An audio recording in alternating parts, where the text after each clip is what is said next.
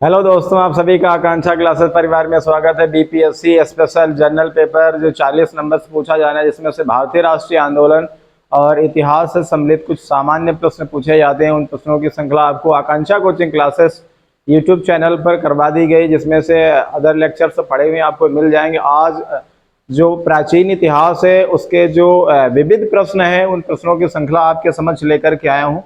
और ये विविध प्रश्न है जो हिस्ट्री के 1 to 5, 6 to 8 और टीजीटी लेवल और पीजीटी लेवल में जो प्रश्न पूछे जाते हैं। और इस लेक्चर के बाद जितने भी हमने ये करवा दिए हैं मल्टीपल चॉइस क्वेश्चन, अब इसके बाद में वन लाइनर क्वेश्चन एक मैराथन क्लास लेकर के आएंगे। जितना संपूर्ण प्रश्नों की श्रृंखला जितना अभी तक हमने करवाया है, ये बहुविकल्पी प्रश्नों की श्रृंखला आपको करवा दी गई। अब ये वन लाइनर प्रश्नों, उन्हीं प्रश्नों को वन लाइनर तरीके से हम लेकर के आएंगे ताकि आपका अच्छा रिवीजन हो सके और ये अच्छे से याद हो सकें। तो अब इसके बाद में हमारी मैराथन क्लास आएगी इन्हीं प्रश्नों की, और 9-10 लेक्चर इसके हो चुके हैं प्राचीन इतिहास के। और उसके बाद में अभी हम लोग मध्यकालीन इतिहास और उसके बाद आधुनिक इतिहास के भी लेक्चर लेकर के आएंगे। और आइए चलिए, आज विविध प्रश्नों की श्रृंखला हम लेकर के आए।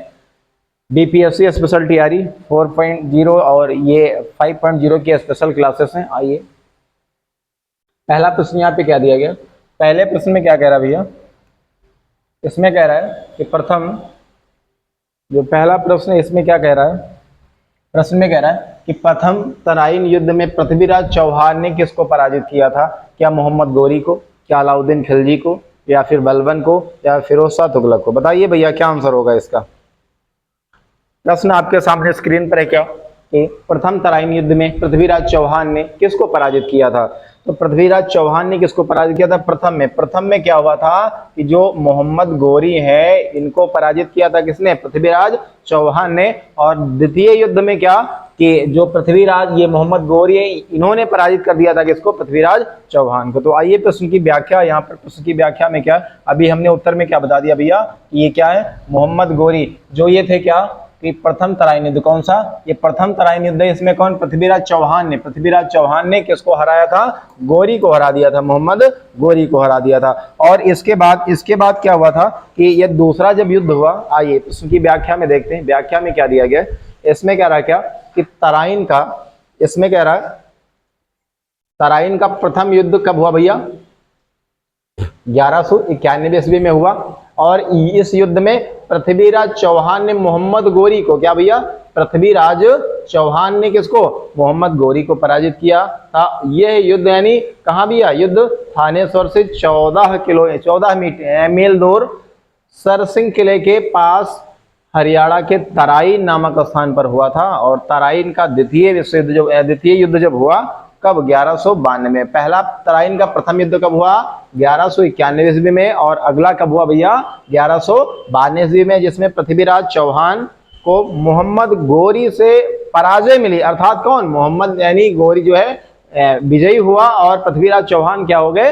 हार गए। तो जब प्रथम तराइन युद्ध हुआ तो इसमें क्या मोहम्मद जो कौन थे? गोरी जो थे वो पराजित हुए और पृथ्वीराज चौहान विजयी हुआ। और जब द्वितीय युद्ध हुआ तो उसमें क्या हुआ कि जो वो थे कौन?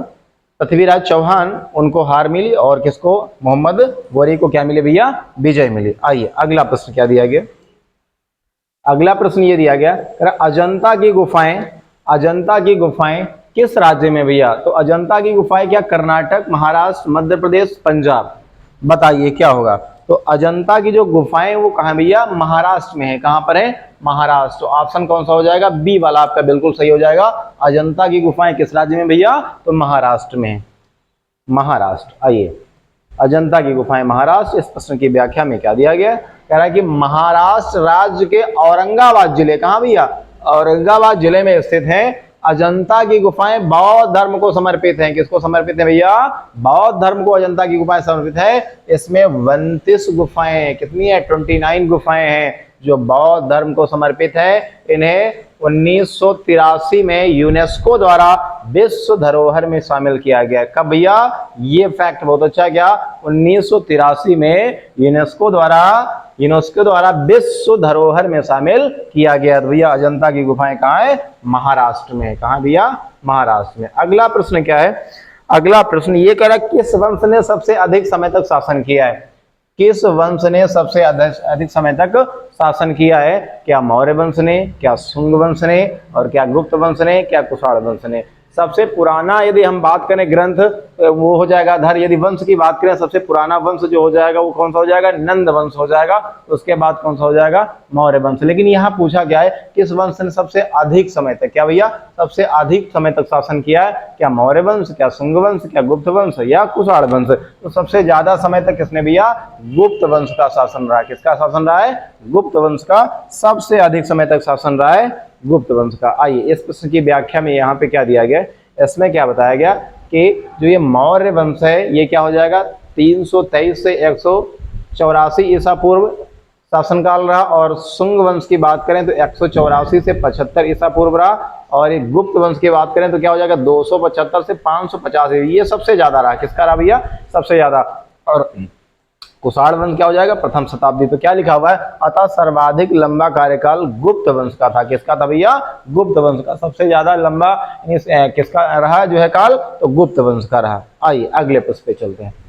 अगला प्रश्न क्या दिया गया? बद्रीनाथ धाम। क्या दिया गया भैया? बद्रीनाथ धाम किस राज्य में है? क्या उत्तर प्रदेश है, क्या उत्तराखंड है, हिमाचल प्रदेश और असम में है? तो कहाँ हो जाएगा भैया? बद्रीनाथ धाम। कौन सा धाम भैया?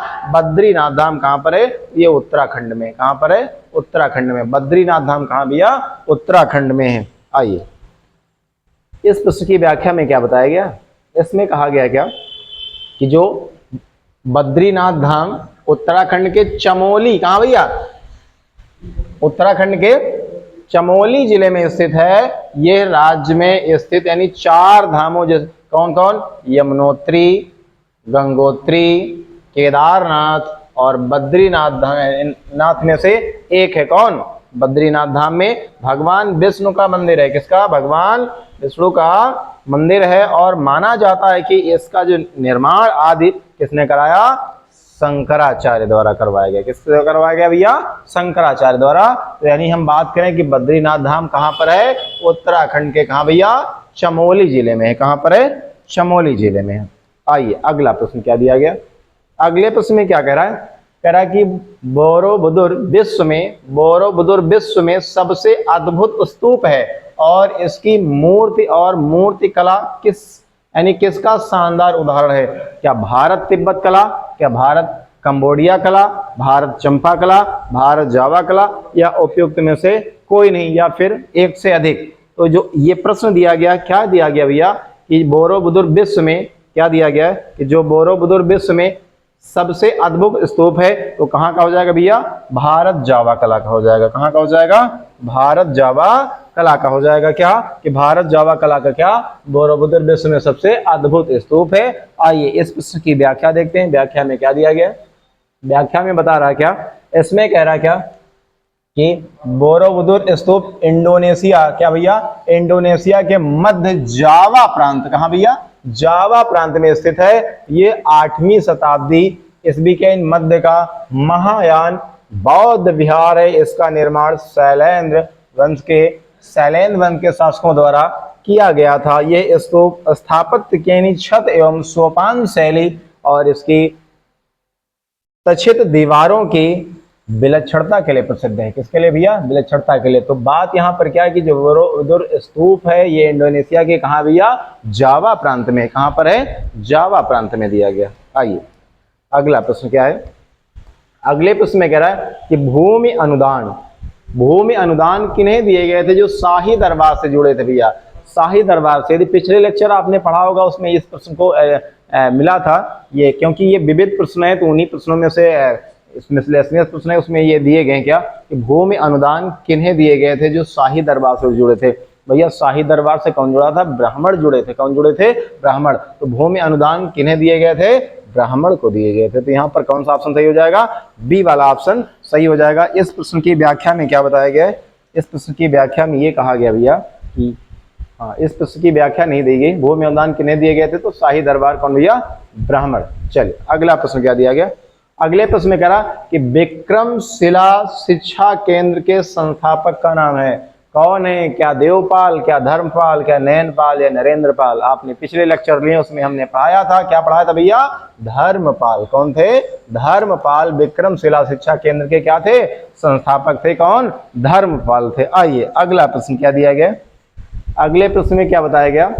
राग विबोध। कौन भैया?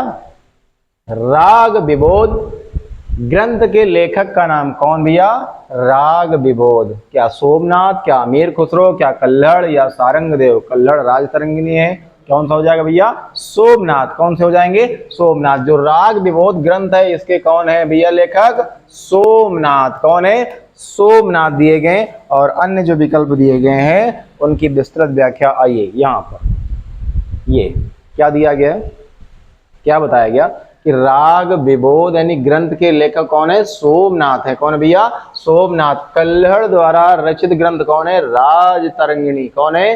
कल्हड़ द्वारा कौन? राजतरंगिणी। ये एक संस्कृत ग्रंथ है, इसमें कश्मीर के इतिहास का वर्णन है। किसका वर्णन है? किसमें भैया? कल्हड़ द्वारा रचित राजतरंगिणी में क्या? कश्मीर का यहाँ पे इतिहास है, जो महाभारत यानी काल के प्रारंभ होता है। और अमीर खुसरो की रचना कौन भैया? अमीर खुसरो की रचना कौन? ख्याल। कौन सी? ख्याल। कव्वाली किसकी रचना भैया? अमीर खुसरो की रचना है। अमीर खुसरो की रचना क्या है भैया? कव्वाली। और भैया क्या है? ख्याल है। आप देख पा रहे अमीर खुसरो की रचना क्या है यहाँ पे? ख्याल। कव्वाली है। सारंगदेव भारत के संगीत शास्त्री थे। कौन भैया? सारंगदेव शास्त्री थे। इन्होंने संगीत रत्नाकर नामक महत्वपूर्ण ग्रंथ की रचना की। कौन? संगीत रत्नाकर। तो क्या दिया गया भैया? जो कल्हड़ थे वो राजतरंगिणी, और जो ये थे कौन? अगले जो ये थे अमीर खुसरो, इनकी पुस्तक कौन है भैया? इनकी पुस्तक जो दी गई है। आइए भैया अगला प्रश्न क्या दिया गया? अगले प्रश्न में ये कह रहा है कि प्राकृत प्रकाश ग्रंथ के यानी किसने लिखी? कौन भैया? प्राकृत प्रकाश। तो प्राकृत प्रकाश किसने लिखी भैया? क्या पतंजलि ने, क्या वररुचि ने, क्या पाणिनि ने, क्या अमर सिंह ने? तो यहाँ पर कौन हो जाएगा भैया? उचित विकल्प क्या हो जाएगा? प्राकृत प्रकाश ग्रंथ किसने लिखा? तो वररुचि ने लिखा। किसने लिखा भैया? वररुचि ने। कौन? प्राकृत प्रकाश। ये किसने लिखा भैया? वररुचि ने लिखा। आइए इस पुस्तक की व्याख्या में क्या दिया गया? व्याख्या में क्या दिया गया भैया? कह रहा क्या कि प्राकृत प्रकाश ग्रंथ की रचना वररुचि ने की। किसने की भैया? वररुचि ने की थी। वररुचि विक्रमादित्य के नवरत्नों में से एक थे। पाणिनि ने किसकी रचना की भैया? अष्टाध्यायी की। किसकी की भैया? अष्टाध्यायी की रचना की है। पतंजलि ने एक महाभाष्य, पतंजलि द्वारा क्या लिखा गया? महाभाष्य लिखा गया। और अमर सिंह क्या लिखे भैया? अमर कोश की रचना की। किसके की भैया? अमर कोश। तो जो प्राकृत प्रकाश है वो किसकी हो जाएगी भैया? वो वररुचि की हो जाएगी प्राकृत प्रकाश। और वररुचि विक्रमादित्य के नवरत्नों में से एक थे। पाणिनि ने किसकी की भैया?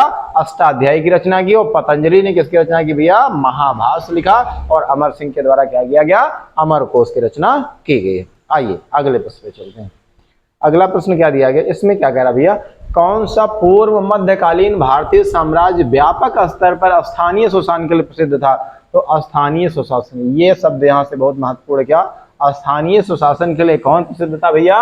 क्या चालुक्य, क्या सोलंकी, क्या चोल, क्या परमार? तो क्या हो जाएंगे भैया? चोल। कौन थे भैया? चोल। तो ये स्थानीय सुशासन के लिए कौन प्रसिद्ध थे भैया? चोल प्रसिद्ध थे। आइए इस प्रश्न की व्याख्या पर चलते हैं। व्याख्या में क्या दिया गया? प्रश्न की व्याख्या में क्या बताया जा रहा है? कह रहा है कि पूर्व मध्यकालीन भारतीय साम्राज्य के यानी कि ये हो जाएगा क्या? चोल। चोल व्यापक स्तर पर स्थानीय सुशासन के लिए प्रसिद्ध था। चोल शासन की सबसे उल्लेखनीय विशेषता स्वायत्त शासी ग्रामीण संस्थानों के संचालन में परिलक्षित होती है। और वस्तुतः इन काल में स्वायत्त शासन पूर्णतया ग्रामों में ही क्रियान्वित किया गया था। और चोल शासकों के अधीन यानी ग्राम प्रशासन की जानकारी उत्तर मेरूर से प्राप्त शिलालेखों से मिलती है। अर्थात स्थानीय सुशासन के लिए कौन प्रसिद्ध था? चोल प्रसिद्ध था। आइए भैया नेक्स्ट क्वेश्चन क्या दिया गया? अभिज्ञान शकुंतलम। क्या दिया गया? अभिज्ञान शकुंतलम का लेखक कौन है? क्या? कालिदास, तुलसीदास, बाणभट्ट और चंद्रबरदाई। तो ये आपको जानकारी होगी क्या भैया कि जो अभिज्ञान शकुंतलम के जो लेखक हैं वो कौन हो जाएंगे? कालिदास हो जाएंगे। कौन हो जाएंगे? महाकवि कालिदास अभिज्ञान शकुंतलम के क्या है भैया, लेखक हैं। आइए अगला प्रश्न क्या दिया गया, इस प्रश्न की व्याख्या है। व्याख्या में क्या बताया गया, कहा गया कि अभिज्ञान शकुंतलम महाकवि कालिदास की सर्वोत्कृष्ट रचना है, जिसे न केवल भारतीय अपितु पूरे विश्व साहित्य में अत्यंत गौरवपूर्ण स्थान प्राप्त है। इसमें राजा दुष्यंत तथा शकुंतला के ने पड़े विवाह, विरह और प्रत्याख्यान तथा पुनर्मिलन की एक सुंदर कहानी है। किसके, राजा दुष्यंत और शकुंतला के। इन सब के बारे में इस पुस्तक में व्याख्यान किया गया। आइए अगला प्रश्न क्या दिया गया, प्रतिनूतन काल। क्या दिया गया भैया, प्रतिनूतन काल का क्या रहा है, समाप्ति तिथि क्या है। प्रतिनूतन काल समाप्ति की तिथि क्या 20,000 वर्ष पूर्व, क्या 6,000 वर्ष पूर्व, क्या 10,000 वर्ष पूर्व या फिर 2,000 वर्ष पूर्व। तो इसका उचित विकल्प क्या हो जाएगा, 10,000 वर्ष पूर्व। क्या हो जाएगा भैया, 10,000। प्रतिनूतन काल की समाप्ति की तिथि क्या थी, 10,000 वर्ष पूर्व। आइए इस प्रश्न की व्याख्या पे चलते हैं। व्याख्या में काफी कुछ दिया गया। आइए देखते हैं क्या है कि प्रतिनूतन क्या, प्रतिनूतन काल 25.8 लाख वर्ष पूर्व से यानी 11,700 वर्ष की यानी BC तक का था, और जिसकी समाप्ति तिथि रेडियो कार्बन वर्षों में देखा जाए तो 10,000, कितना भैया, 10,000 कार्बन 14 वर्ष की BC के रूप में व्यक्त की गई। और इसमें यंगर ड्रायंस यानी कोल्ड स्पेल को शामिल करने के लिए दोहरा ग्लेशियर, क्या भैया, कि जो नवीनतम अवधि शामिल है, छोटी ड्रायंस का अंत लगभग कितना 9,640 ईसा पूर्व में हुआ, और यंगर ड्रायंस का अंत वर्तमान होलोसीन युग की, किस भैया, होलोसीन युग की आधिकारिक शुरुआत है। और हालांकि इसे एक युगांतर माना जाता है। तो यहाँ जो दिया गया था क्या भैया, वो कितना हो जाएगा, 10,000। समाप्ति की जो वर्ष था वो क्या था भैया, 10,000। तो आपने विकल्प में क्या देखा कि प्रतिनूतन काल की समाप्ति की तिथि थी क्या भैया, 10,000 वर्ष पूर्व। आइए अगला प्रश्न क्या दिया गया, अगले प्रश्न में कह रहा है कि द्वितीय नगरीकरण में किस धातु का प्रमुख योगदान था। भाई जब द्वितीय नगरीकरण हो रहा था उसमें तो किस धातु का सबसे प्रमुख योगदान था। धातु के बारे में आपसे पूछा, क्या सोना, क्या ताम्र अर्थात तांबा, या चांदी, या फिर लोहा। तो क्या था भैया, लोहा था। क्या था, लोहा। डी वाला ऑप्शन आपका बिल्कुल सही हो जाएगा। इसमें क्या दिया गया इस प्रश्न की व्याख्या में, आइए व्याख्या में क्या बताया गया। इसमें कह रहा है कि ईसा पूर्व 6ठी शताब्दी में गंगा यमुना दो आब एक बिहार के आसपास के क्षेत्रों में नगरीकरण के लिए आवश्यक कुछ प्रमुख तथ्यों जैसे शासक वर्ग एक यानी उदय, धर्म का प्रचलन, मुद्रा का प्रचलन, लेखन कला का ज्ञान आदि तत्वों का प्रचलन दिखाई नहीं पड़ता है और पड़ा। इसलिए इन काल को भारत की द्वितीय नगरीय क्रांति कहा जाता है। और द्वितीय नगरीकरण में लोहे का, किसका भैया, लोहे का सबसे प्रमुख योगदान था। तो ये क्या मिला, लोहे का सबसे प्रमुख योगदान था क्या, द्वितीय नगरीकरण में। आइए अगला प्रश्न क्या दिया गया, अगले प्रश्न में कह रहा है कि भारत के प्राचीनतम यानी पुराने सिक्के किसके थे। भारत के प्राचीनतम सिक्के हैं किसके हैं भैया, क्या जनजातीय सिक्के हैं, क्या नागा सिक्के हैं, क्या आहत सिक्के हैं, या फिर कुषाण सिक्के हैं। तो जो प्राचीन हम बात करें प्राचीनतम जो सिक्के थे वो क्या थे भैया, आहत सिक्के थे। कौन से सिक्के थे, आहत। जो प्राचीन सिक्कों को क्या कहा गया भैया, आहत सिक्के कहा गया है। और आइए इस प्रश्न की व्याख्या में क्या दिया गया, इस प्रश्न की व्याख्या में क्या बताया गया, कहा गया कि भारत के प्राचीनतम सिक्कों को क्या कहा गया भैया, आहत सिक्के कहा जाता है, जो कि ईसा पूर्व 5वीं सदी के इन्हीं को साहित्य में क्या कहा गया है, 5वीं सदी, उसमें सदी की हम बात करें उसमें क्या कहा गया है कि कारसापड़, क्या कहा गया भैया, कारसापड़ कहा गया, पुराण कहा गया, कारसापड़, पुराण, और क्या कहा भैया, धरड़, सतमान, क्या कहा गया है, सतमान। 4 नाम यहाँ पे मिले, क्या, करसापड़, पुराण, धरड़ और सतमान आदि भी कहा गया है। ये अधिकांशतः चांदी के टुकड़े हैं। और सर्वप्रथम सिक्कों पर लेख लिखवाने का कार्य यवन शासकों ने, किसने भैया, यवन शासकों ने किया था। आइए अगला प्रश्न क्या दिया गया है, अगले प्रश्न में ये बता रहा कि निम्नलिखित में से प्राचीन भारत की कौन सी लिपि दाहिने से यानी दाहिने से बाईं की ओर लिखी जाती है। क्या ब्राह्मी, क्या खरोष्ठी, क्या शारदा, क्या नंदनागरी। तो ये क्या हो जाएगा भैया, खरोष्टी, क्या हो जाएगा? खरोष्टी। निम्नलिखित में से कौन सी प्राचीन लिपि है जो दाहिने से क्या लिखी जाती है? बाईं ओर लिखी जाती है, तो क्या हो जाएगी? खरोष्टी। और यहाँ जो ब्राह्मी है, आइए इस प्रश्न की व्याख्या पढ़ें क्या लिखा हुआ है। इसमें कह रहा है कि भारत की 2 लिपि थी जिनमें ब्राह्मी लिपि, कौन सी? वो बाईं ओर से दाईं ओर लिखा जाता है, किसको? ब्राह्मी। लेकिन खरोष्ठी लिपि दाईं से कहाँ? बाईं। जो खरोष्ठी लिपि है वो कहाँ भैया? दाईं से बाईं लिखा जाता है, यानी दाईं से कहाँ हो जाएगा? बाईं। ये कौन सी हो जाएगी? खरोष्ठी लिपि हो जाएगी। और बाएं से दाईं यहाँ कौन सी हो जाएगी? ब्राह्मी हो जाएगी। कौन सी हो जाएगी भैया? ब्राह्मी। तो ये वाली जो है ब्राह्मी जो है वो बाएं से कहाँ? दाएं की लिखी जा रही है। और जो ये कौन सी है? खरोष्ठी, ये कहाँ हो जाएगी? बाएं से कहाँ भैया? दाएं की तरफ हो जाएगी। आइए अगला क्या दिया गया? अगले प्रश्न में कह रहा है, हाँ अच्छा ये अगला प्रश्न है, क्या दिया गया इसमें? इसमें कह रहा है क्या कि निम्नलिखित को सुमेलित कीजिए। यहाँ पे दिया गया श्रेणी, ये क्या लिखा हुआ है? श्रेणी। श्रेणी का संबंध किससे भैया? यहाँ आ जाएगा क्या? व्यापारिक संघ से। किससे हो जाएगा? व्यापारिक समूह से हो जाएगा। करसापड़ अभी पढ़ा था। करसापड़ ये क्या होते हैं भैया? सिक्के थे। करसापड़ क्या थे? सिक्के थे।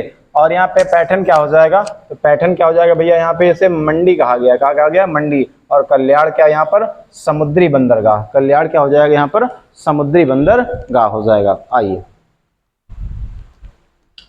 इस प्रश्न की यहाँ पे ये दिया गया व्याख्या में क्या दिया गया कि करसापड़ क्या भैया? करसापड़ ये सिक्का है। और पैठन क्या भैया? ये देखो मंडी है। और कल्याण क्या? समुद्री बंदरगाह। और श्रेणी क्या भैया? व्यापारिक संघ है। श्रेणी क्या है? तो व्यापारिक संघ है। अगला प्रश्न क्या दिया गया? अगले प्रश्न में ये कहा गया, इसमें ये कह रहा है कि प्राचीन भारतीय शिक्षा व्यवस्था में शिष्य किस शब्द से शिक्षा आरंभ करते थे? तो शिष्य भैया किससे शिक्षा आरंभ करते थे? ओम शब्द से शिक्षा आरंभ करते थे। जब वो ओम बोलना जान जाते थे उसके बाद उन्हें शिक्षा ग्रहण करते थे। उसके बाद तो ओम शब्द में ब्रह्मा, विष्णु और महेश तीनों लोगों की उपस्थिति यहाँ पर है। तो आइए क्या है प्रश्न की व्याख्या में दिया गया, क्या इसमें क्या बताया गया कि प्राचीन भारतीय शिक्षा व्यवस्था में शिष्य ओम शब्द से, किससे भैया? ओम शब्द से शिक्षा आरंभ करते थे। इस शब्द के तीन अक्षर आ, उ और म, आ, उ और म अर्थात ओम में त्रिदेव, 3 देव ब्रह्मा, विष्णु और महेश की उपस्थिति। किसकी भैया? महेश की उपस्थिति। तो शिक्षा ग्रहण करने से पहले किस शब्द के बुलवाया जाता था? ओम शब्द। ओम शब्द के बाद शिक्षा ग्रहण करते थे। आइए आगे क्या दिया गया?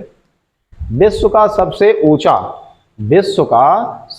ऊंचा कहा जाने वाला विश्व शांति स्तूप बिहार में है। विश्व शांति स्तूप कहाँ भैया? बिहार में। बड़ी बात क्या है कि विश्व का सबसे ऊंचा कहा जाने वाला विश्व शांति स्तूप बिहार में कहाँ पर है? तो बिहार में कहाँ? क्या वैशाली, क्या नालंदा, क्या राजगीर या फिर पटना में है? तो कहाँ भैया? राजगीर, जिसे हम लोग कहते थे राजगृह, राजगीर में है। कहाँ पर है भैया? राजगीर में दिया गया। इस प्रश्न की व्याख्या में क्या बताया गया? प्रश्न की व्याख्या में क्या बताया गया कि विश्व का भैया जो सबसे ऊंचा कहा जाने वाला विश्व शांति स्तूप राजगीर यानी बिहार में स्थित है। नालंदा बिहार गुप्त काल में अध्ययन का विश्वविख्यात केंद्र था। जो नालंदा था वो गुप्त काल का विश्वविख्यात केंद्र था। और इस बिहार को गुप्त शासक कुमार गुप्त द्वारा दान में दिया गया था। और बख्तियार खिलजी के नेतृत्व में तुर्क मुस्लिम आक्रमणकारियों ने 1193 ईस्वी में इसको अत्यधिक नुकसान पहुंचाया था। किसको भैया पहुंचाया था? नालंदा को, है ना, अत्यधिक नुकसान पहुंचाया था। तो विश्व का सबसे ऊंचा कहा जाने वाला विश्व जो शांति स्तूप कहाँ भैया? राजगीर में है। कहाँ पर है? राजगीर में। आइए अगला प्रश्न क्या दिया गया? हाँ कहा गया कि नौ नालंदा महाविहार किसके लिए विख्यात है? जो नालंदा था वो बौद्ध शिक्षा के लिए वो प्रसिद्ध था। यहाँ क्या दिया गया है कि नौ नालंदा, क्या भैया? नौ नालंदा महाविहार के किसके लिए प्रसिद्ध था? क्या हिमसांग स्मारक के लिए, महावीर का जन्म स्थान है, या पाली अनुसंधान संस्थान या संग्रहालय? तो क्या हो जाएगा उचित विकल्प? क्या हो जाएगा भैया यहाँ पे? पाली अनुसंधान संस्थान। जो नौ नालंदा महाविहार किसके लिए प्रसिद्ध है? पाली अनुसंधान संस्थान के लिए प्रसिद्ध है। आइए इस प्रश्न की व्याख्या में क्या दिया गया? व्याख्या में कहा गया क्या कि जो नौ नालंदा महाविहार पाली अनुसंधान संस्थान के लिए किसके लिए विख्यात है भैया? पाली अनुसंधान संस्थान के लिए। तो नौ नालंदा किसके लिए हो गया भैया? पाली अनुसंधान संस्थान के लिए हो गया। अगले प्रश्न में क्या बताया गया? क्या कह रहा है कि बौद्ध हिंदू एवं जैन शैलकृत गुफाएं एक साथ कहाँ विद्यमान है? क्या एलिफेंटा, क्या एलोरा, क्या अजंता या फिर रामगढ़ में? तो कहाँ हो जाएगा भैया? क्या हो जाएगा? एलोरा में है। कहाँ पर है? एलोरा में। क्या बौद्ध हिंदू एवं जैन शैलकृत गुफाएं एक साथ कहाँ विद्यमान है? एलोरा में स्थित हैं। और इन सबके अलग अलग यहाँ पर वो दिए गए। क्या व्याख्या में क्या बताया गया? कह रहा है क्या कि एलोरा, कहाँ भैया? एलोरा महाराष्ट्र के औरंगाबाद से लगभग 25 किलोमीटर पश्चिमोत्तर में स्थित है। ये शैलकृत गुफा मंदिरों के लिए विश्व प्रसिद्ध है। यहाँ कुल 34 शैलयुक्त हैं। क्या भैया? 34 शैलयुक्त गुफाएं हैं और ये गुफाएं विभिन्न कालों में बनी है। और इनमें गुफा संख्या हम बात करें 1 से लेकर 12 तक। कहां तक भैया? 1 से लेकर यदि 12 तक बात करें तो बौद्धियों तथा 13 से लेकर के 29 तक हिंदुओं और 30 से 34 तक, ये बहुत इंपॉर्टेंट लिखा हुआ है कि 30 से 34 तक जैनियों से संबंधित है, जो थोड़े थोड़े अंतर पर बनी हुई है। क्या भैया?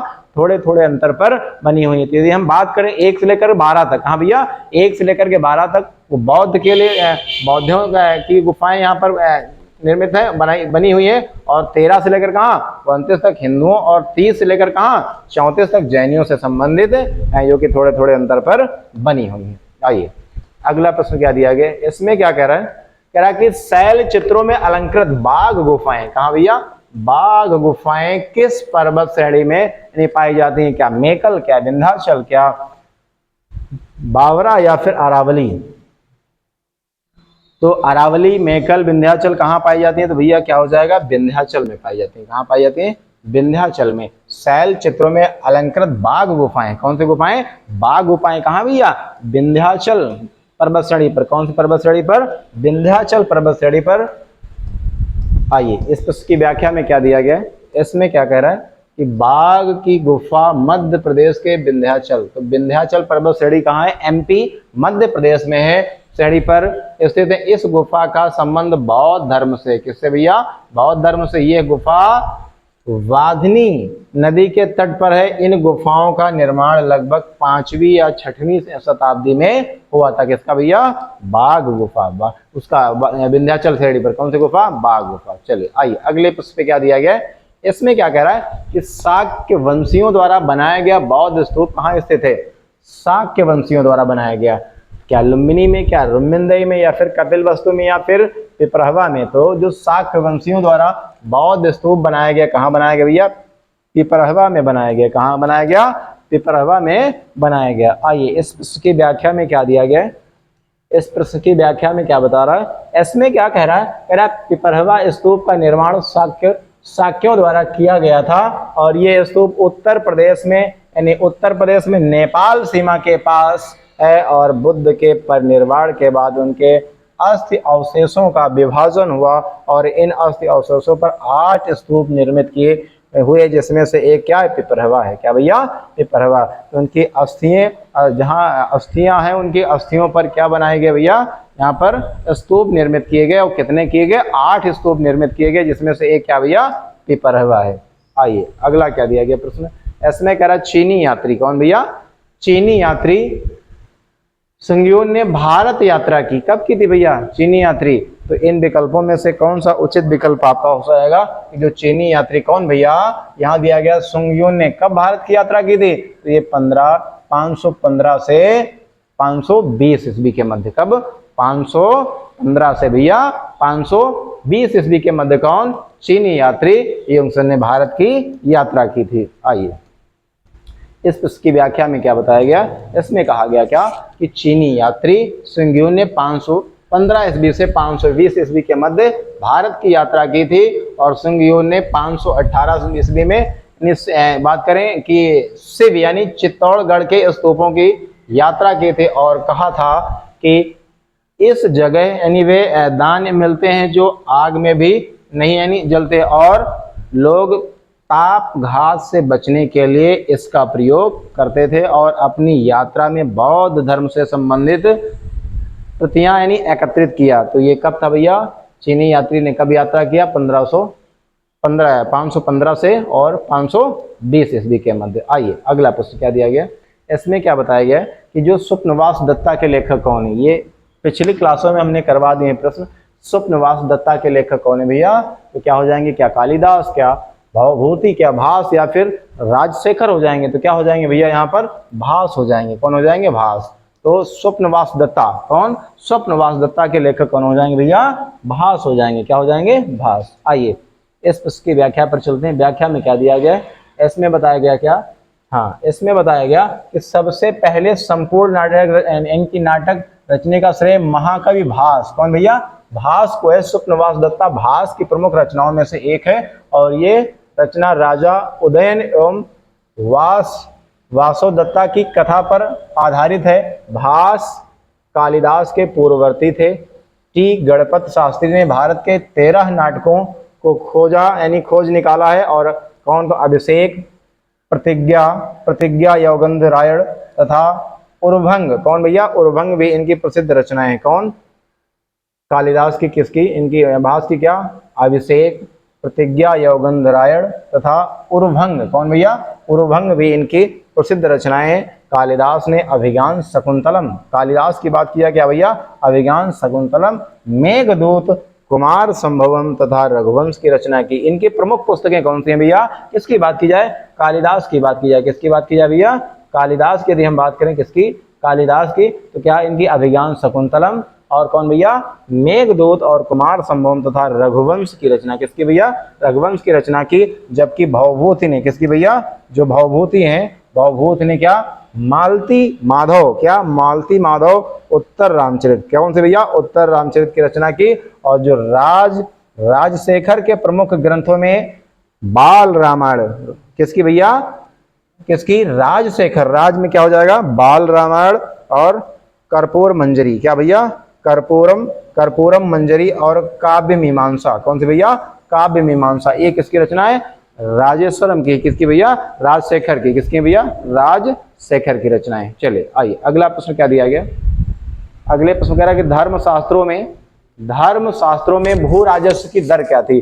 तो धर्मशास्त्रों में भू राजस्व की जो दर थी क्या? 1/3, 1/4, या फिर ये हम कह सकते हैं कि यहाँ पर 1/6 यानी 6वां भाग था। धर्मशास्त्रों में भूमि राजस्व की दर क्या थी? कि 6वां भाग था। तो 1 कितना हो जाएगा? 6 हो जाएगा। आइए अगला प्रश्न क्या दिया गया? अगले प्रश्न में दिया, अच्छा इसकी व्याख्या दी गई क्या? कह रहा धर्मशास्त्रों में बताया गया कि राजा अपने द्वारा किए गए कार्यों अर्थात सामान्य जन की सुरक्षा और कल्याणकारी सेवा आदि के बदले उपज का 6वां हिस्सा, कौन सा भैया? 6वां, 1/6 की बात कर रहा था। 6वां यानी अपनी व्रत के रूप में प्रयोग करेगा। तो इस प्रकार से 1/6 हुआ करता था। आइए आगे क्या दिया गया है कि 800 से क्या भैया दिया गया है कि 800 से 600 ईस्वी पूर्व का काल किस युग से जुड़ा था? तो किस युग से जुड़ा था भैया? ब्राह्मण युग, सूत्र युग और रामायण युग या फिर महाभारत युग। तो 800 से 600 ईस्वी पूर्व काल का जो युग था वो किससे जुड़ा था भैया? वो ब्राह्मण युग से जुड़ा था। किससे जुड़ा था? ब्राह्मण युग से जुड़ा था। शाही दरबार उस टाइम चलते थे। क्या दिया गया यहाँ पर? शाही दरबार से कौन जुड़े थे भैया? ब्राह्मण जुड़े थे। क्या दिया गया? प्राचीन भारतीय इतिहास में 800 से 600 ईस्वी पूर्व के बीच का समय मुख्यतः ब्राह्मण युग से, किससे भैया? ब्राह्मण युग का समय था। और 600 से 300 ईस्वी पूर्व यानी सूत्र युग था। क्या था भैया? सूत्र युग का समय था। आइए अगला प्रश्न क्या दिया गया? अगले प्रश्न में क्या बताया? पाणिनि, हाँ बहुत अच्छा, क्या दिया गया? पाणिनि जो दिए हैं कृत अष्टाध्यायी, पाणिनि द्वारा जो लेख लिखा गया कौन सा? अष्टाध्यायी किससे संबंधित है? तो क्या संगीत, क्या राजनीति, क्या व्याकरण या फिर धर्म से? तो किससे हो जाएगा भैया? व्याकरण से हो जाएगा। किससे हो जाएगा? व्याकरण से। जो पाणिनिकृत अष्टाध्यायी है कौन भैया? अष्टाध्यायी वो किससे संबंधित है? व्याकरण से संबंधित है। आइए इस प्रश्न की व्याख्या में क्या दिया गया? इस प्रश्न की व्याख्या में बताया गया क्या कि अष्टाध्यायी महर्षि पाणिनि द्वारा रचित संस्कृत व्याकरण, क्या दिया गया भैया? संस्कृत व्याकरण का अत्यंत प्राचीन ग्रंथ है। इस ग्रंथ में 8 अध्याय हैं। ये बहुत अच्छे फैक्ट लिखे हुए हैं क्या कि इस ग्रंथ में कितने? 8 अध्याय हैं। प्रत्येक अध्याय में 4 पद हैं। अध्याय कितने भैया? 8 हैं और प्रत्येक अध्याय में कितने? 4 पद हैं और प्रत्येक पद में 38 से 220 तक सूत्र हैं। इस प्रकार अष्टाध्यायी में 8 अध्याय 32 पद, 8 अध्याय 32 पद और सब मिलाकर के लगभग 4000 सूत्र हैं। कितने सूत्र हैं भैया? 4000 सूत्र हैं। किसमें? अष्टाध्यायी में। उसमें हाँ आगे आइए अष्टाध्यायी में, चलिए आगे क्या दिया गया। हाँ इस प्रश्न में क्या कहा रहा है कि कह रहा है कि मृच्छकटिकम का लेखक कौन है। मृच्छकटिकम का लेखक कौन है, कौन है भैया, क्या कालिदास, क्या भारव, या फिर बाणभट्ट, या फिर शूद्रक। तो कौन हो जाएंगे भैया, मृच्छकटिकम का लेखक। तो यहाँ पर कौन हो जाएंगे, शूद्रक हो जाएंगे। कौन हो जाएंगे, शूद्रक। मृच्छकटिकम का लेखक कौन हो जाएगा भैया, शूद्रक हो जाएगा। आइए आगे क्या दिया गया। अगले प्रश्न में ये कह रहा है कि चीनी यात्री एत सिंह ने बिहार का भ्रमण किया था लगभग कब, 405 ईस्वी में, या फिर 635 ईस्वी में, या फिर 670 ईस्वी में, या फिर उपयुक्त में से कोई नहीं। तो जो चीनी यात्री थे उन्होंने क्या दिया, 671, कहाँ भैया, 671 से 695 के आसपास थे। तो ऐसा तो यहाँ पर कोई है नहीं, 670 तक दिया गया, तो इसमें क्या हो जाना चाहिए, उपरोक्त में से कोई नहीं हो जाएगा। तो ये कब किए थे, 671 से 695। आइए इस प्रश्न की व्याख्या पर चलते हैं। व्याख्या में क्या दिया गया, इस प्रश्न की व्याख्या में क्या बताया गया कि हेनसांग के बाद इस सिंह ने, कौन भैया, इस सिंह ने भारत की यात्रा कब, 671, क्या भैया 671 से कहां तक, 695 ईस्वी के मध्य भारत भ्रमण किया। और इस दौरान नालंदा, कौन, बिहार में रहकर के 400 संस्कृत ग्रंथों का अनुवाद किया। और इस सिंह ने 60 बौद्ध भिक्षुओं का भी जो है जीवनी भी लिखा है। तो इस प्रकार से विकल्प यहाँ क्या हो जाएगा, विकल्प आपका कौन सा हो जाएगा, डी वाला हो जाएगा, उपयुक्त में से कोई नहीं। तो यहाँ पे आप अवधि जान गए होंगे क्या, 671 से कहाँ भैया 695। आइए अगला प्रश्न क्या दिया गया। अगले प्रश्न में क्या कह रहा है कि अजंता की चित्रकला से निम्न चित्रों का वर्णन मिलता है। अजंता किसकी भैया, अजंता की चित्रकला से निम्न चित्रों का वर्णन मिलता है। क्या रामायण, क्या हमारा, क्या जातक, या फिर उपनिषद का। तो किसका हो जाएगा भैया, जातक का हो जाएगा। किसका हो जाएगा, जातक कथाएं आपने सुना होगा। अजंता किसका मिलता भैया, जातक का, चित्रकला से संबंधित है।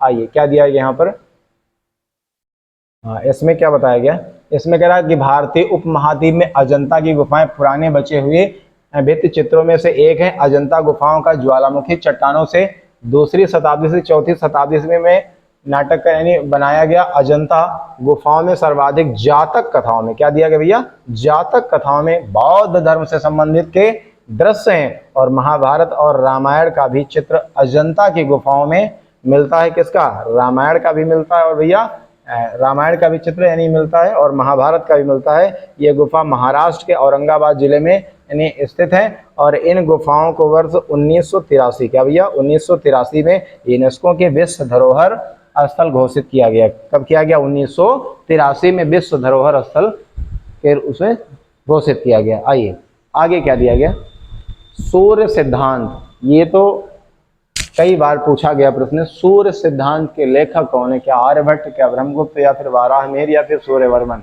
तो क्या हो जाएंगे भैया, सूर्य सिद्धांत। सूर्य के सिद्धांत के बारे में किसने अवगत कराया था, आर्यभट्ट ने अवगत कराया था। किसने कराया था भैया, आर्यभट्ट ने अवगत कराया था। आइए आगे क्या दिया गया, इस प्रश्न की व्याख्या दी गई। प्रश्न की व्याख्या में क्या बताया गया, कहा गया सूर्य सिद्धांत के लेखक आर्यभट्ट थे। कौन थे भैया, आर्यभट्ट थे।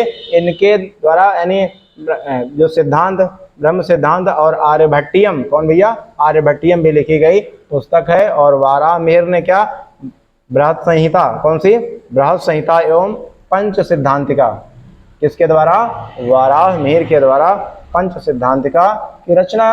और आर्यभट्ट ने सर्वप्रथम शून्यवाद के सिद्धांत का प्रतिपादन किया। और शून्य की खोज किसने की थी भैया, आर्यभट्ट ने की थी। तो शून्यवाद के सिद्धांत का प्रतिपादन किया गया था। बताया कि पृथ्वी अपनी दूरी पर घूमती हुई सूर्य का चक्कर लगाती है। ऐसा सर्वप्रथम किसने अवगत कराया, तो आर्यभट्ट ने अवगत कराया। और आर्यभट्ट की पुस्तक कौन है, आर्यभट्टियम है। कौन भैया, और ब्रह्म सिद्धांत यानी कि इन्होंने दिया था। चाहिए अगला प्रश्न क्या दिया गया। अगले में कह रहा है क्या, अगले प्रश्न बता रहा कि अप्रतिरथ किस हिंदू देवता का और एक नाम है। तो क्या विष्णु, क्या बलराम, क्या राम, या फिर रुद्र। तो जो ये दिया गया क्या भैया, अप्रतिरथ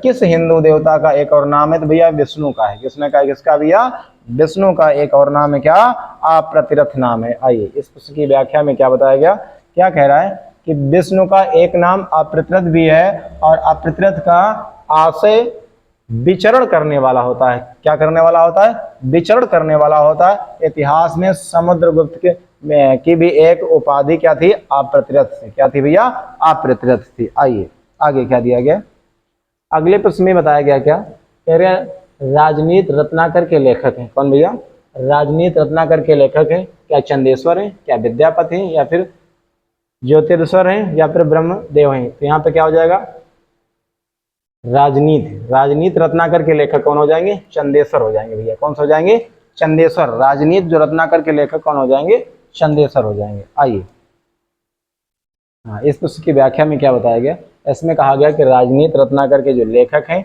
वो मिथिला राजा, कौन भैया, मिथिला राजा के मंत्री चंदेश्वर थे। कौन थे भैया, चंदेश्वर थे। इन्होंने अपनी इस पुस्तक में राज्य की ब्रह्म नीति का आधार मंडल सिद्धांत को बताया।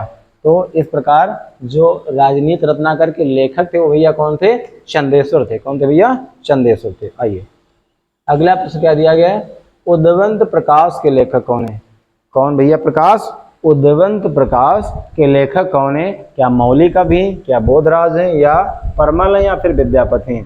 तो उद्वंत प्रकाश कौन हो जाएंगे भैया, मौलिक कवि। कौन हो जाएंगे, मौलिक कवि हो जाएंगे। उद्वंत प्रकाश के कौन हो जाएंगे, मौलिक कवि हो जाएंगे।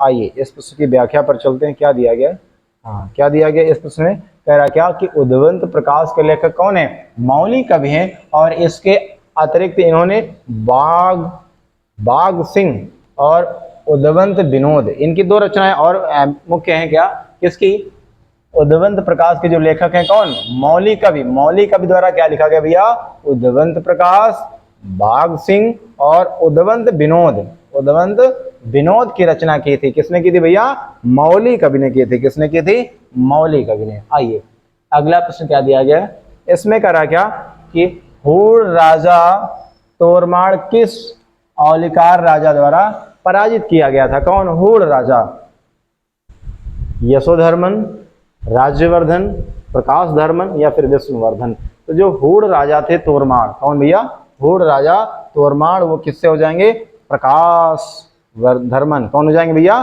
प्रकाश धर्मन द्वारा ये क्या किए गए थे, पराजित किए गए थे। कौन, हूण राजा। तो आइए इस पुस्तक की व्याख्या में क्या दिया गया, इस पुस्तक की व्याख्या में बताया गया क्या कि तोरमाड़ भारतवर्ष पर आक्रमण करने वाले हूणों का नेता था, जिसने 500 ईस्वी के लगभग मालवा पर अधिकार किया था, और 1983 कब भैया, 1983 ईस्वी में खोजे गए इस स्थिर शिलालेख के अनुसार मालवा के औलिकार राजा प्रकाश धर्मन, क्या भैया, प्रकाश धर्मन ने उसे हराया था। किसने हराया था भैया, हूण राजा को किसने, प्रकाश धर्मन ने हराया था। आइए आगे क्या दिया गया, इसमें क्या कह रहा है कि तंजावुर में बृहदीश्वर मंदिर का निर्माण किस राजा द्वारा कराया गया। किसका भैया, तंजावुर में बृहदीश्वर मंदिर का निर्माण किस राजा द्वारा कराया गया, कि राजा चोल प्रथम, राजेंद्र प्रथम हो जाएगा, या फिर राजेंद्र यहाँ पे, या फिर कुलोत्तुंग हो जाएगा। तो क्या हो जाएगा, जो तंजावुर में बृहदीश्वर मंदिर, कौन सा भैया, तंजावुर में बृहदीश्वर मंदिर का निर्माण किसने कराया था, राजा चोल प्रथम ने करवाया था। किसने करवाया था, राजा चोल प्रथम ने करवाया था। आइए इस पुस्तक की व्याख्या पर चलते हैं, क्या दिया गया पुस्तक की व्याख्या में, इसमें बताया गया क्या कि चोल स्थापत्य कला के क्षेत्र में राज यानी राजा चोल प्रथम का योगदान सर्वथा नवीन है। तंजौर में उसके द्वारा निर्मित बृहदेश्वर या फिर राजेश्वर मंदिर, कौन सा भैया, जो अभी हमने विकल्प में देखा था, क्या, बृहदेश्वर या फिर राजेश्वर मंदिर यानी शिव मंदिर जिसे कहते हैं, एवं भवन यानी तमिल स्थापत्य के सर्वाधिक सुंदर स्मारकों में है। भारत के मंदिरों में सबसे बड़ा तथा लंबा यह मंदिर है। कौन सा, भारत के सबसे बड़ा और लंबा मंदिर द्रविड़ शैली का सर्वोत्तम नमूना माना जा सकता है। और मंदिर के बहिर्भाग यानी बाहर भाग में नंदी की एकाश विशाल मूर्ति बनी है। इसे भारत की विशालतम नंदी मूर्ति माना जाता है। क्या माना जाता है, नंदी मूर्ति माना जाता है। आइए अगला प्रश्न क्या दिया गया, अगले प्रश्न में ये कह रहा है, इसमें कह रहा है कि निम्नलिखित अभिलेखों में किसमें विधवा दहन का उदाहरण उल्लेखित किया गया है। क्या समुद्रगुप्त का एर्ण आषाढ़ अभिलेख, या फिर बुद्धगुप्त का अर्ण स्तंभ अभिलेख, या फिर भानुगुप्ता का अर्ण स्तंभ अभिलेख, या फिर तोरमाड़ का अर्ण वाराह अभिलेख, या फिर उपयुक्त में से कोई नहीं। तो प्रश्न में क्या कहा जा रहा है कि विधवा दहन, किसकी बात कर रहा है भैया, विधवा दहन का उदाहरण उल्लेखित है। तो क्या हो जाएगा भैया, भानुगुप्त का अर्ण स्तंभ अभिलेख। कौन हो जाएगा भैया, भानुगुप्त का अर्ण स्तंभ अभिलेख हो जाएगा। आइए इस पुस्तक की व्याख्या पर चलते हैं, क्या दिया गया व्याख्या में, इसमें क्या कह रहा है, इसमें कह रहा है कि सती प्रथा का सर्वप्रथम अभिलेखीय प्रमाण 510 ईस्वी के भानुगुप्त के अभिलेख से गोपराज नामक सेनापति की स्त्री के सती होने का उल्लेख मिलता है और इसे विधवा दहन का अभिलेख भी कहते हैं। तो किसमें भैया, भानुगुप्त के अरण स्तंभ अभिलेख। कौन सा भैया, भानुगुप्त के अरण स्तंभ अभिलेख में विधवा अर्थात ये सती प्रथा उसका यहाँ पे प्रमाण मिलता है। आइए आगे क्या दिया गया, अगला प्रश्न दिया गया क्या, हाँ इस प्रश्न में ये बताया गया मेरा कि महावंश के अनुसार, किसके अनुसार भैया, महावंश के अनुसार बिंबिसार किस आयु में सिंहासन पर बैठा था, 15 वर्ष, 18 वर्ष, 20 वर्ष और 21 वर्ष। यानी कि महावंश के अनुसार यदि हम बिंबिसार की बात करें तो भैया 15 वर्ष, क्या हो जाएगा, 15 वर्ष में क्या इस पर सिंहासन पर बैठा था। आइए प्रश्न की व्याख्या में क्या दिया गया, इसमें क्या बताया गया, कह रहा है कि महावंश के अनुसार बिंबिसार 15 वर्ष की, कहा भैया 15 वर्ष की अवस्था में 544 ईसा पूर्व में मगध के सिंहासन पर बैठा था। कहाँ बैठा था, मगध के सिंहासन पर बैठा था और इसने अंग राज्य को जीत कर भैया अपने साम्राज्य में मिलाया तथा अवंत से मैत्रीपूर्ण संबंध स्थापित किया। किसे भैया, अवंती से मैत्रीपूर्ण संबंध स्थापित किया, यानी मित्रता पूर्वक संबंध स्थापित किया। आइए अगला प्रश्न क्या दिया गया, अगले प्रश्न में ये कह रहा है क्या, इस प्रश्न में कह रहा है क्या कि बराबर प्रदत्त श्रृंखला स्थिर गोरखगिर किसके द्वारा विजित की गई है। कौन, बराबर प्रदत्त श्रृंखला, तो क्या हो जाएगा कि राज चोल द्वारा, खारवेल द्वारा और मिनार्डर द्वारा या पुष्यमित्र संघ द्वारा। यानी ये बात कर रहा है किसकी, बराबर प्रदत्त श्रृंखला की, तो इसमें क्या हो जाएगा, खारवेल। क्या हो जाएगा उचित विकल्प भैया, खारवेल हो जाएगा। आइए इस प्रश्न की व्याख्या पर चलते हैं। व्याख्या में क्या दिया गया, इस प्रश्न की व्याख्या में क्या बताया, इसमें कहा क्या कि खारवेल कलिंग में यानी राज करने वाले महामेघवाहन वंश का सबसे महान सम्राट था। इसके बारे में जानकारी का सबसे महत्वपूर्ण स्रोत हाथी गुम्फा अभिलेख। कौन सा भैया, हाथी गुम्फा अभिलेख है और इसमें इसके गोरखगिर विजय का, किसका भैया, गोरखगिर विजय का उल्लेख है। किसमें, खारवेल कलिंग है ना, इसमें हाथी गुम्फा अभिलेख में। आइए अगला प्रश्न क्या दिया गया, अगला प्रश्न दिया गया क्या, इसमें कह रहा है कि मोरक्को के यात्री इब्न बतूता का वृत्तांत किस रूप में जाना जाता है। तो मोरक्को का जो यात्री था उसका वृत्तांत किस नाम से जाना जाता है भैया, रेहला नाम से जाना जाता है। किस नाम से जाना जाता है, रेहला। तो मोरक्को का जो यात्री इब्न बतूता था इसका जो वृत्तांत है वो किसके नाम से जाना जाता है, रेहला के नाम से भैया जाना जाता है। आइए अगला प्रश्न क्या दिया गया, हाँ इस प्रश्न की व्याख्या है। व्याख्या में क्या बताया गया, यहाँ पे 1333 ईस्वी में इब्न बतूता का यानी मोहम्मद बिन तुगलक के काल में भारत आया, यानी सबसे पहले उसे दिल्ली का काजी नियुक्त किया गया। क्या किया गया भैया, दिल्ली का काजी नियुक्त किया गया और बाद में ही चीन में राजदूत बनकर भेजा गया। उसने रेहला नामक, कौन सा भैया, रेहला नामक पुस्तक की रचना की। तो इसके वृत्तांत का नाम क्या था, रेहला था भैया, रेहला। तो आज के प्रश्न इतने ही थे और अगले लेक्चर में हम बात करें तो जितने भी प्राचीन इतिहास के लेक्चर हमने करवा दिया, इन सभी प्रश्नों की श्रृंखला अभी तक हमने बहुविकल्पीय प्रश्नों के तहत करवाई। अब इन प्रश्नों को हम वन लाइनर यानी स्टेटमेंट के तौर पर लेकर के आएंगे और एक मैराथन क्लास में लेकर के आएंगे। तो बाकी प्राचीन इतिहास हमने कंप्लीट कर लिया। अब नेक्स्ट लेक्चर आपका हो जाएगा ये मैराथन क्लास का इन प्रश्नों का, उसके बाद में हम लोग मध्यकालीन इतिहास पर आएंगे। और ये बीपीएससी स्पेशल में जनरल पेपर बहुत कारगर प्रश्न साबित होंगे ये। और ये यदि आपको वीडियो अच्छी लग रही है तो प्लीज़ इसे शेयर भी करें और लाइक भी करें। बाकी नेक्स्ट लेक्चर में आपसे मिलते हैं, तब तक आप सभी को जय हिंद, जय भारत।